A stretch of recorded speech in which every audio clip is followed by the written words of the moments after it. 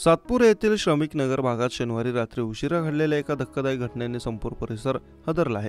दोन व्यक्तींमध्ये चालू असलेल्या वादात मध्यस्थी करण्यासाठी गेलेल्या एका रिक्षा चालकाचा धारदार शस्त्राने खून करण्यात आला।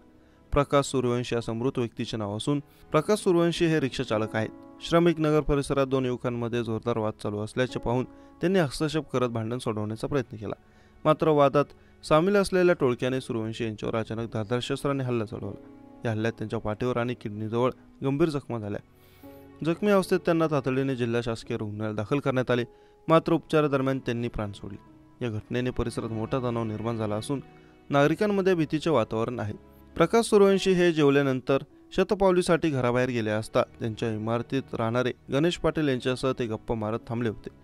त्यावेळी संशयित आरोपी संघर्ष मोरे, प्रेम जाधव, प्रमोद भगत तेथे आले। त्यांनी प्रकाश आणि गणेश यांना शिवीगाळ करण्यास सुरुवात केली।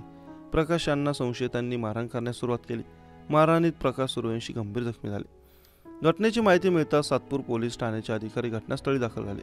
त्यांनी घटनास्थळाचा पंचनामा केला असून खुनाच्या प्रकरणात चौघांना अटक करण्यात आली। हल्ल्याचे नेमके कारण आणि इतर आरोपींचा शोध घेण्यासाठी पोलिसांची चौकशी सुरू आहे।